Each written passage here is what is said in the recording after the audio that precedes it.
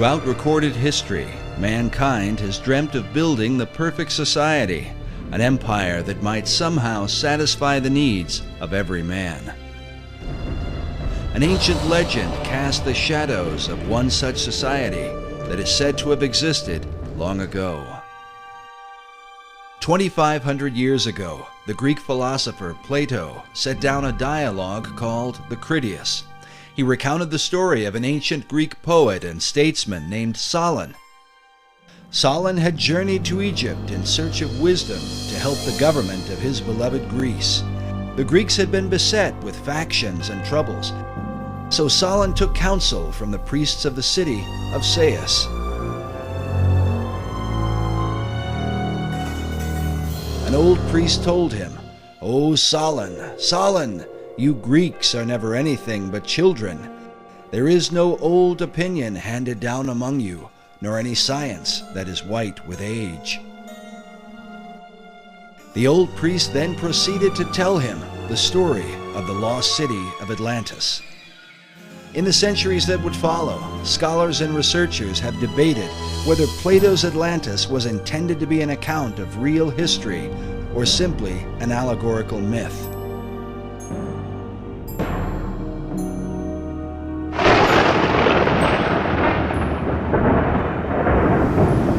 Some even suggest that Atlantis was really the antediluvian world, the wicked society destroyed by the wrath of God in the great flood of Noah.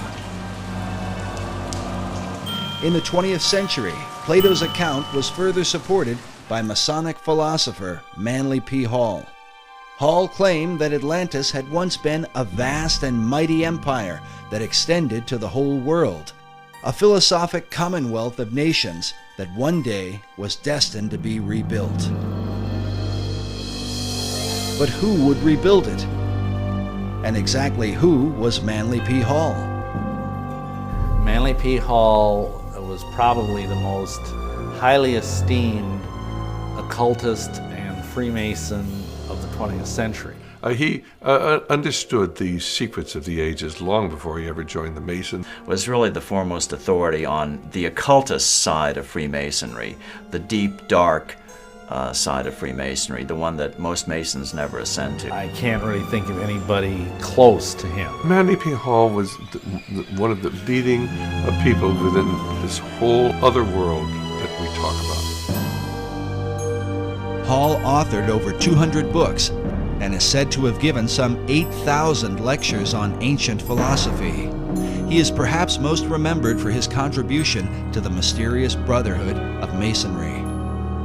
Upon his death in 1990, the Scottish Rite Journal, a Masonic publication, noted that he was often called, quote, Masonry's greatest philosopher.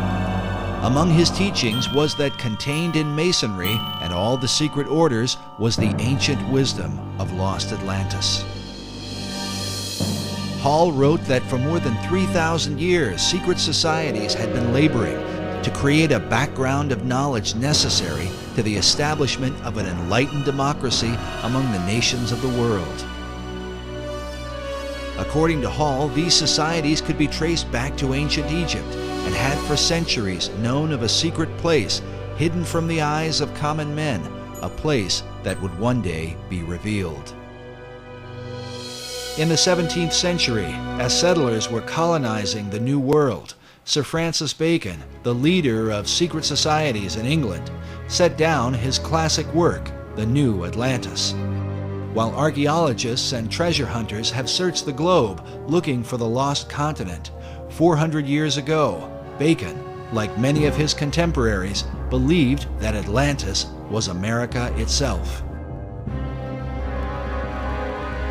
Well, Bacon, to me, was really fundamental in the American colonizational scheme and its connection to the new Atlantis concept.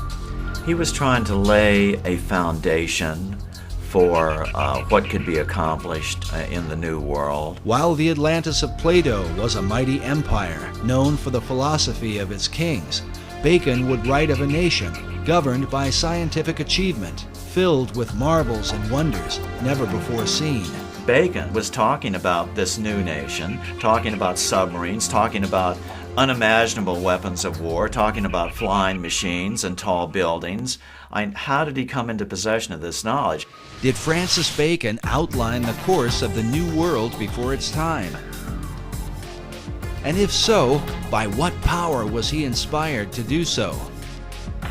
While there are no states or cities that bear his name, his mysterious influence has compelled some to call him the real and true founder of America. His founding of America was really through other people who were following his work, following the program he'd laid out. Bacon was the head of Freemasonry and Rosicrucianism. He had a huge influence through being the chief of the Rosicrucian fraternity at the time. He had a huge influence on the birth of modern Freemasonry. And many of those Rosicrucians actually went into Freemasonry at that time to lift it up to its new level. And Freemasonry has a major influence on the founding of America. While many of the early settlers came to work the land for the cause of religious freedom, there were with them secret societies who came to the New World with another agenda. Secret societies came to America shortly after the Pilgrims arrived, and they were sent by a man named Sir Francis Bacon. You get this very strange mixture of people, many of whom understood even then the advantage, spiritually and otherwise, to having secret orders. Unless you understand the influence of the occult societies on the development of America, on the establishment of America, upon the course of America, why you get completely lost studying our history. And they were the ones through which this work was being put into operation in England, in Europe, and eventually in America and the world. So that America then could be used to lead the world into the philosophic empire. You understand that America was founded by Christians as a Christian nation. However, there were always those people on the other side who wanted to use America, use our military power and our financial power to establish enlightened democracies throughout the world and restore lost Atlantis.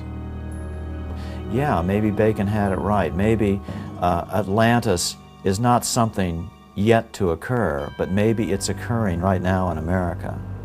In his lifetime, Sir Francis Bacon referred to himself as the herald of a new age.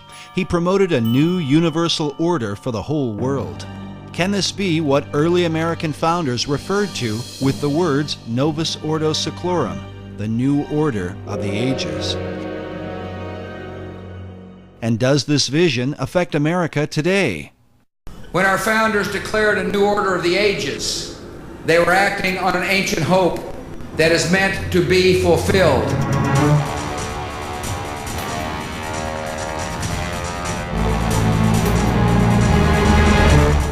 As America marches forward, spreading democracy throughout the globe, is she merely promoting freedom or fulfilling an ancient plan?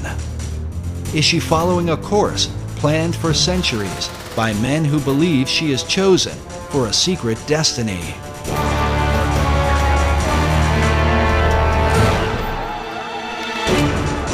To understand the present and possibly the future, we look into the past as we unfold the secret mysteries of America's beginnings.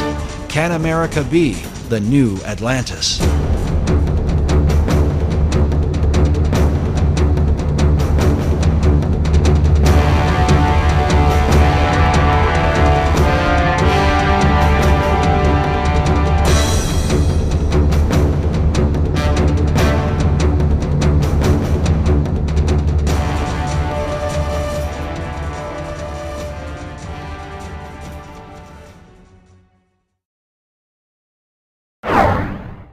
The movie National Treasure revealed to many the role of Freemasons in the founding of America.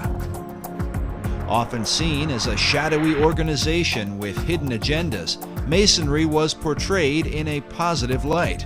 Was this coincidence, or could there have been something behind it?